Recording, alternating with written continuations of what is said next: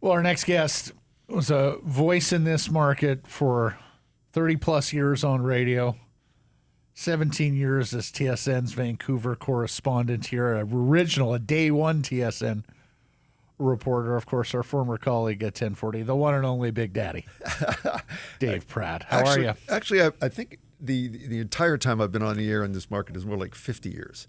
If you can believe that. Wow. Yeah. Well, we were just doing the sports, sports format. But the first job that I got was at the very powerful CKLG when it was at 1006 Richard Street. And that's back in the 70s. You were spinning the platters of matter, were you? No. It took me about 18 months to go from Port Alberni to Kamloops to Winnipeg. And then the Winnipeg station was connected to Moffat at the time that owned CKLG, and then that hooked me into that. So it took 18 months to get here. But were you doing music or were you doing news? Oh, no. It didn't take me long to get, say, the disc jockey thing. No. Yeah. That's really not what I wanted to do. Once I figured out how boring that was, I went, no, we can do something else. And then I made the shift over that. But no, it's been 50 years here. And, of course, disc jockey, you only get to speak for a few seconds. Oh, yeah. That's not nearly enough. No, not at all. Mm-hmm. Let me tell you who I think I am. David has just been talking over the journey while I was playing. Yeah. So what was the first sports gig? When did the move into sports talk happen for you? Well, that all happened back in the late 80s. It was 80, I believe it was 87 that the Fan was launched in New York. And that was the first all-sports radio station. And it didn't take long for KJR in Seattle to join the party. And that format just exploded, right? And we were going down because I was working for TSN at the time to cover a Seahawks game. And I heard the Fabulous Sports Babe, the format, all of it, and I went, wow. Came back, called Jim Pattison, who owned AM 600 at the time, said, what do you think about all-sports radio? And he said, I like it. And that was it. We were on the air, and we launched it. All the way back then in the 80s. And how many, what that was like all-day programming? Yep. Really? We made the flip to all sports radio, and when it shifted around a little bit from there. Yeah. But from there, that's where it began. Wow. And as you may or may not remember, back then, CKNW was just the absolute dominant force in the market. It had been there for a long time. So that was who we were up against, and it was, to say the least, rather interesting and fun. And of course, a day one guy at 1040 as well. Yeah. Oh no, it all connected itself. It's funny, the relationship that I had with Jim Van Horn had so many benefits to it all, and he's also one of the greatest broadcasters in the history of this country. But he was the guy who got me into TSN, and then we took it from there when they launched. And like I said, it's been a great ride with a lot of doors that opened. Mm-hmm. What do you make of the media industry these days, Dave? What's that? What's that? Excuse me? What industry you mean? Yes. Sorry, did I miss something? Or Yes.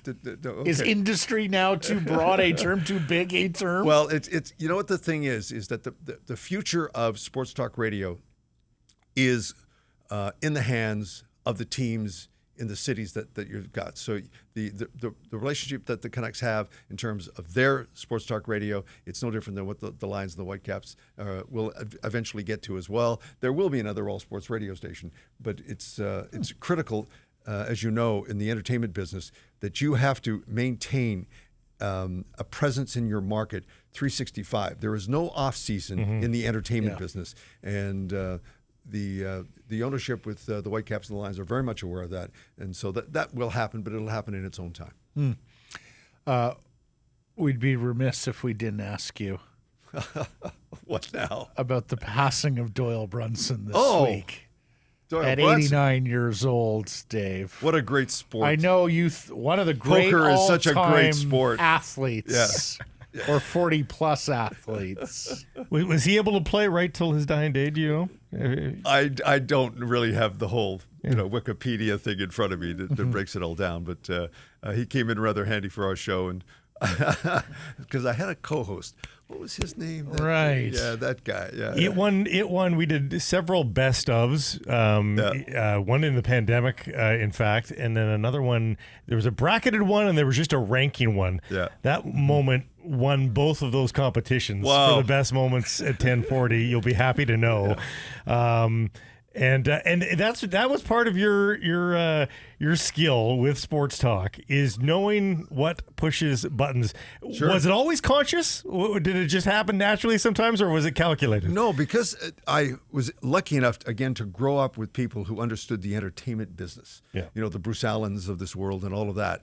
I have always looked at my career from an entertainment point of view.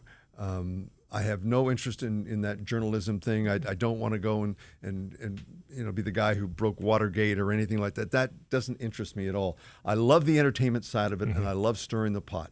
I love, when you've got the good cop and the bad cop. The thing about our business is that everybody wants to be the good cop. They all want to be liked. And I go, no. Darth Vader's the much better character. So let me be the bad cop. And, when Pratt and Taylor was on the air, Donnie owned the good cop. I mean, he owned it. Likability, and Still does. Oh, yes.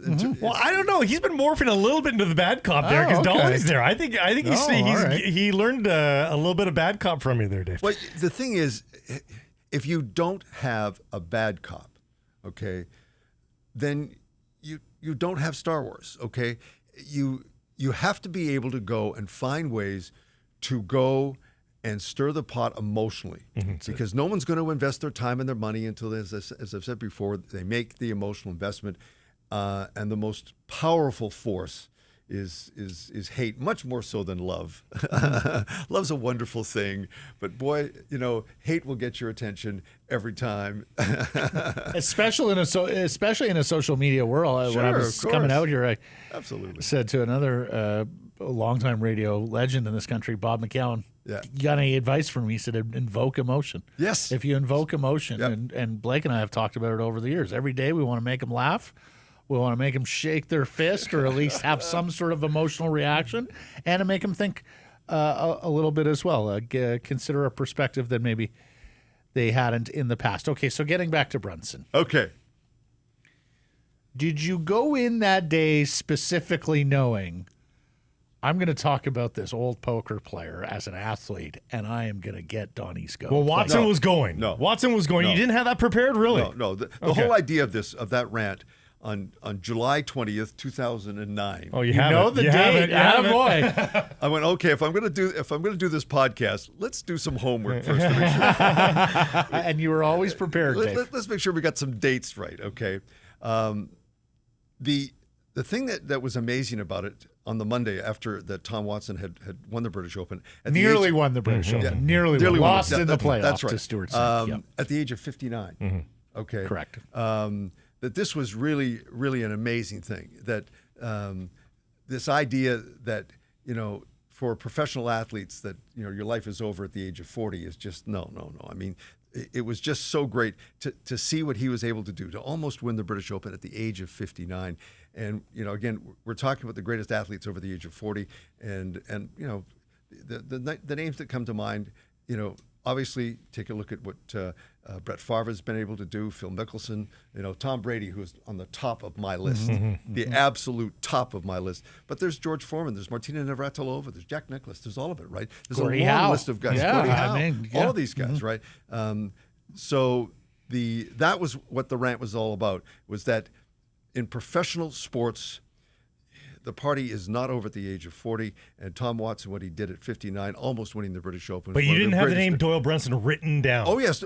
I rattled off a whole bunch of guys that have gone on and done great things in the sports business after the age of 40, and Doyle Brunson was just one of the guys that was on this long list.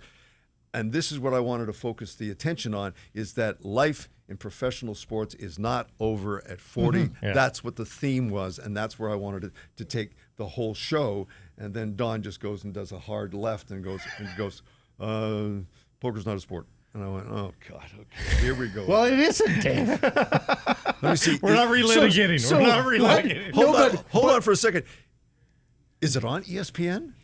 Oh, God. Yes. So is cornhole. Okay, so and that would be the All Sports Network. Oh, okay. Indeed. So they must think so. But you put Brunson on the list And it was a long list Right. of guys Right. over the age of 40 that have really been able to turn your heads. And since then, what Tom Brady has done now that he is retired at the age of 45 is unbelievable. I mean, he went to 7 Super Bowls and won 5 of them. And the last Super Bowl he won at the age of 43. Oh, I know. Incredible. Unbelievable. But like Blake and I are at the point where I know I can bring up something and he's going to react to it. You didn't think, okay, this is going to get Donnie firing back at me if I put Doyle Brunson on the list. No. Okay. Just like I said, what I was trying to find is as much diversity as I could possibly get in terms of it's not just restricted to one particular sport, Right. you know, like golf. I think Larry Walker would probably agree with Donnie. He was the one that was upset he lost Athlete of the Year to a car. Yeah, right? That's right. Yeah. That's right. But let me ask you this. At some point during the argument, it becomes less about Doyle Brunson and more just about shit that's been pent up for a while, right? Yeah.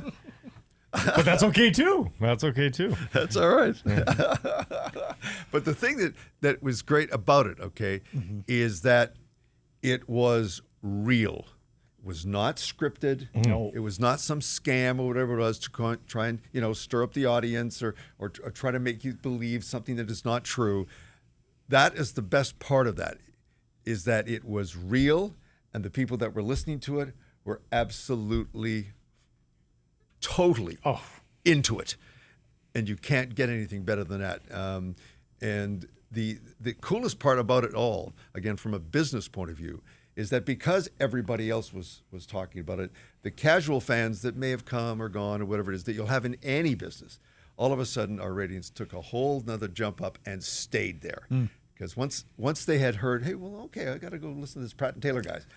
Once we got them, we kept them. The reason why that maintains as one of the better sporting radio moments is because you didn't have a Stanley Cup to talk about at that point. I don't remember. I don't even remember the year, but I just know that you didn't have a Stanley Cup to discuss. 2009. Yeah. But let me ask one more thing, because Paul DeBron was your regular producer. Yeah. He was away that day. Okay. Tyler Green was sitting in. Yeah. And as we all know, Tyler's a very laid-back guy. Tyler was not going to jump in on you guys. No. Do you think DeBron would have jumped in at some point? No. You think DeBron would have let it go? No, he would have let it go. Because the thing is it didn't need another stick to stir the pot. No, it didn't. Okay. It was the thing that was great about it all was the board lit up. That's right. He was too busy taking calls. Yeah. So suddenly out of nowhere, with no plan, this has erupted. And, when you're in the entertainment business, you don't ask the why. You don't care about the why. This is selling. They're lining up to buy it. Great. Bring them on in. Gotcha. Just keep filling the shelves full of whatever they want and just keep it going. And that's what we did. When you take a look at the way that show, not only with that particular episode, but that show constantly, because Donnie always wanted to be the good cop. He's a TV guy, and you understand that. You've got to be the good guy because you're on television selling highlights, whatever it is. They have to like you. In television, especially when you're anchoring the desk, likability is everything. To me, that's what made Jim Van Horn, the greatest sports anchor in the history of Canadian broadcasting, his likability. Incredible. Now, What makes Squire so good? Yeah, but the thing is, with a guy like Jim Van Horn, the minute that he went into sports talk radio and walked away from the television thing, where you've got to be the bad cop, he was not a bad cop, and it didn't work. At the end of the day, when 1040 was launched as part of that network by Chum, when they shut it down, and they shut down Toronto, they shut it all down, they only saved one station, 1040 Vancouver, because Afternoon Drive was number one, and Donnie and I would go after each other on a regular basis. Yep. Good cop, bad cop. You never had a Stanley Cup to cover. You had a cup final, Lots of course. Finals, yeah. Will Matt and I ever cover a Stanley Cup, do you think? What do you think of where they're at right now? Well, no, they're a long way away, as you know. Let me guess for a second. Oh, that's right. They didn't make the playoffs this year. No, they didn't. No. Shocking. That just reoccurred, and I went, oh yeah, I should bring that up. 3 years in a row now. Here's the thing that you have to understand in a salary cap business, that you have to be willing to suffer the pain to get the draft picks that are required to go and build it so that you can manage your cap. You can't just throw money at it, and the solution is not free agency and go after a bunch of UFAs and say, that's what we're going to do. We'll just throw a big bag of money, and then that's how we'll win a championship. No, it's through the draft. And the only way you're going to get the kind of, game changer, franchise players at the very top of the draft is to finish at the bottom of the standings. So if you've got an owner who's willing to deal with the pain, that's how you're going to get yourself a Stanley Cup. And it's been 50 years and change, and we're still waiting. Don't think you're getting any arguments from anybody here. How many years away are they from making the playoffs? Yeah, that's the biggest issue, because they've got to retool this thing top to bottom. The thing that's frustrating is they had the best scout in the business, and now he's gone. So maybe we should even take it one step further back and say, make sure that you've got the best damn scouting department on the planet, then go and get the draft picks and then maximize them. That's how you're going to do it. But it's got to be, but the good news to it is it's not a 10-year plan. You can get there in 5, but you have to be willing to do it, because the amazing part is that these kids that are coming into the NHL right now as kids, teenagers, man, these kids can play, and they're big and they're physical. It's not like it was 20, 30 years ago, where all of a sudden now in your mid-20s, now you're starting to arrive, your prime maybe 27. No, that party's long gone. Let me throw this at you, Dave, just because it's something that we have begun to discuss here. Okay. And I would like your take on it as a longtime observer of the team and the market. And this applied somewhat to the Boston Bruins of old days and the St. Louis Blues of old days. Granted, they made the playoffs every year. The building is nearly full. I mean, it's not 18.5, but it's usually 17 plus or 18. Close enough. They're not quite doing the revenue they did of 10 years ago when everything was just selling like hotcakes. No wait list. It's still a very good.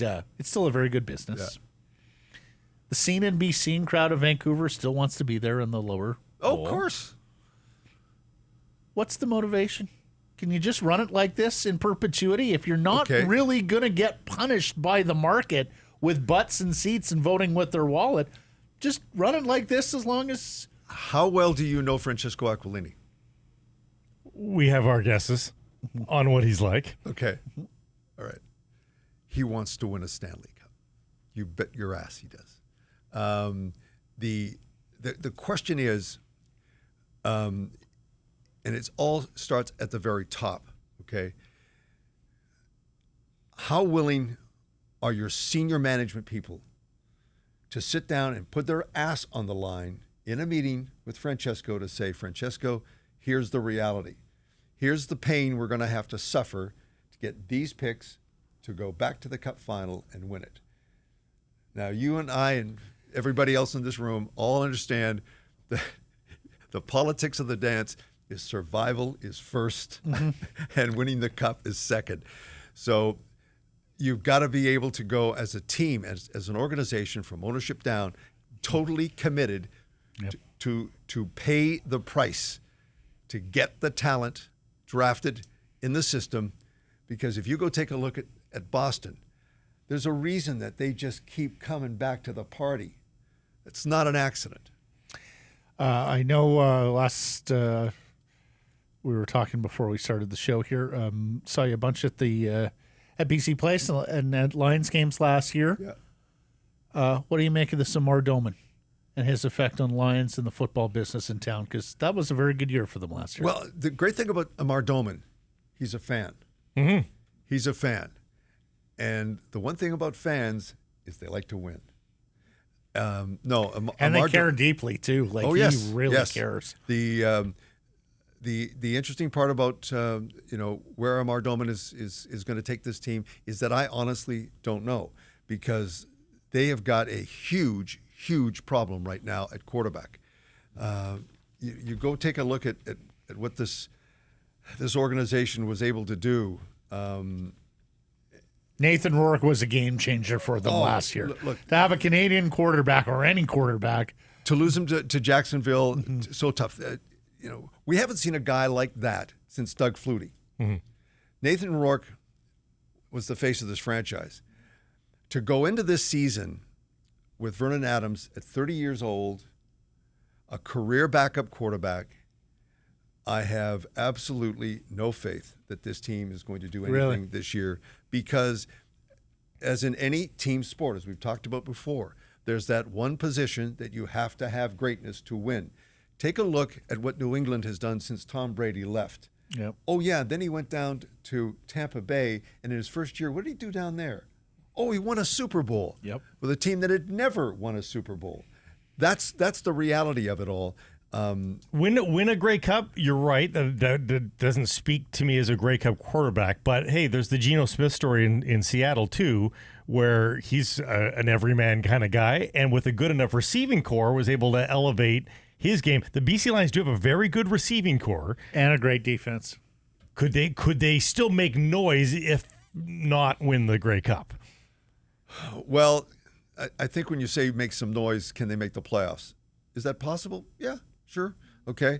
But I don't think that that's going to make anybody all that happy. I think what you're going to have to see more than anything else is, can this team go out and entertain me the way that Nathan Rourke? Yeah. I mean, like I said, you haven't seen a player like that since Doug Flutie, and now you've got a 30-year-old career backup quarterback as your starter.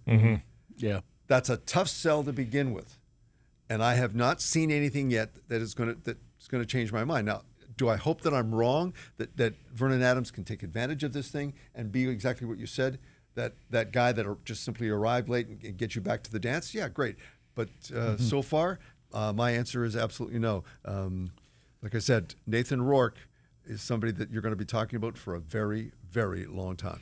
Last time I saw you was last month at the Commodore in the tribute for Red Robinson, and you were telling for those who don't know, Dave Pratt, we're not going to give the address here. It's an all-star floor.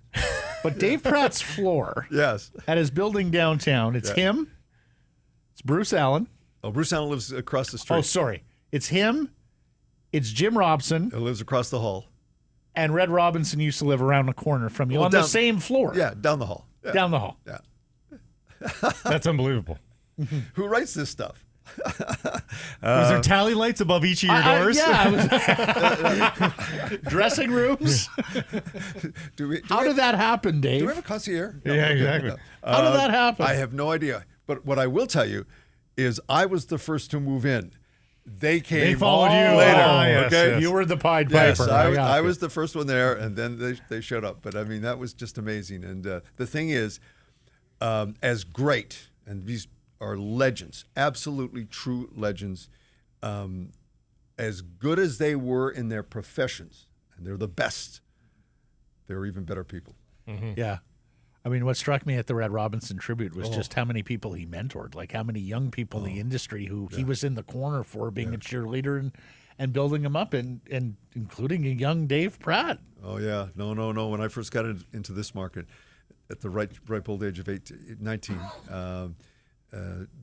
if you didn't know that he was Red Robinson, you would never guess this guy was an absolute rock and roll legend. This is the guy that introduced us to Elvis, the Beatles, all of it.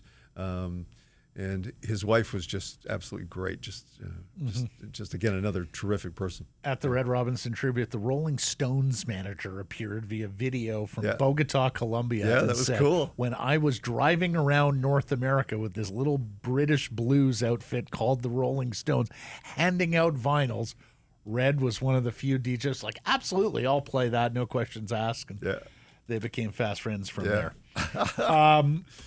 Great seeing you, Dave. Good to see you. Thank you for the time here today. Much appreciated. Anytime, guys. Anytime. Wish you and Brenda all the best. Yeah.